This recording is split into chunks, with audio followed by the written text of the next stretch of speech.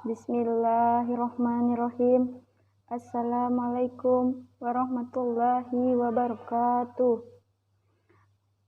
Assalatu wassalamu ala asrafil anbiya wal mursalin Sayyidina Muhammadin wa ala alihi wa ashabihi ajma'in. Amma ba'du. Bismillahirrahmanirrahim. Pada kesempatan yang berbahagia ini, saya akan menyampaikan kultum mengenai ikhlas. Mungkin semua orang telah tahu pengertian dari ikhlas ini sendiri. Sering orang mengartikan ikhlas dengan melakukan sesuatu perbuatan tanpa mengharapkan imbalan apa-apa. Dalam agama kita, ikhlas adalah melakukan sesuatu karena Allah Subhanahu wa Ta'ala. Ikhlas ini sendiri mempunyai atau terdapat dalam praktek kehidupan kita sehari-hari.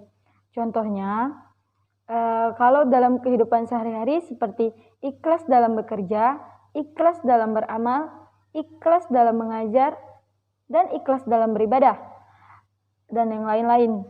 Nah, contohnya apabila kita masukkan dalam konteks ibadah, maka ikhlas berarti melakukan ibadah karena Allah Subhanahu wa Ta'ala, bukan yang lain. Jadi, kalau kita ingin dipuji, ingin terlihat soleh, tapi harus benar-benar semata-mata hanya karena Allah Subhanahu wa Ta'ala. Allah berfirman dalam surat Al-Bayyinah ayat 5 yang artinya, tidaklah mereka diperintahkan kecuali untuk mengikhlaskan agama untuknya. Ayat di atas menerangkan pada kita tentang berlaku ikhlas dalam beragama. Agama apabila tidak dilandasi dengan ikhlas dan kejujuran akan runyam dan seolah tak berbekas. Orang sibuk memikirkan kepentingannya diri sendiri, tanpa sedikit pun menempatkan agama dalam prioritas hidupnya. Ikhlas dalam beragama menjadi sangat penting untuk pupuk dalam diri, karena dengan ikhlas semua urusan setiap amalan yang kita lakukan tidak sah di mata Allah apabila tidak tanpanya. Jadi semuanya harus dilakukan dengan ikhlas. Dalam hadis yang diriwayatkan oleh Imam Muslim, dalam kitab Sahih Muslim diceritakan tentang suatu perkara yang akan terjadi nanti pada hari akhir di hadapan Allah. Nantinya di hadapan Allah ada seorang hamba. Ditanya oleh Allah, apa yang telah kamu lakukan di dunia? Wahai hambaku, ia menjawab, saya berjuang dan berperang demi engkau ya Allah, sehingga saya mati syahid. Allah berkata, dusta kamu, sebenarnya kamu berperang bukan karenaku, melainkan agar disebut orang yang berani. Nah, kini kamu telah menyandang gelar tersebut. Kemudian Allah memerintahkan agar dia dicampakkan dan dilempar ke neraka.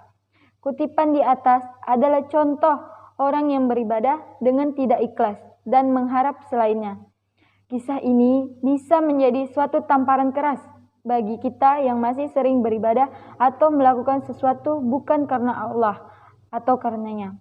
Semoga kita termasuk dalam orang-orang yang Allah lindungi dari hal-hal seperti itu. Amin, amin, ya rabbal alamin. Dalam beramal ikhlas menjadi ukuran sebesar apa pahala yang kita dapat. Semakin ikhlas seseorang beramal, semakin besar juga balasan yang akan diterima. Semakin murni karena Allah dia melakukan sesuatu, maka semakin bernilai amalan itu di sisi Allah Subhanahu wa Ta'ala. Setelah kita memahami isi dari berlakunya ikhlas, maka marilah dalam segala hal, sehingga apa yang telah Rasulullah siratkan dalam hadisnya, semoga tidak terjadi pada kita. Amin. Mungkin hanya sekian yang bisa saya sampaikan. Semoga apa yang telah sampaikan dalam kultum singkat ini bisa bermanfaat bagi kita semua. Terima kasih atas perhatiannya. Mohon maaf atas segala kekurangannya.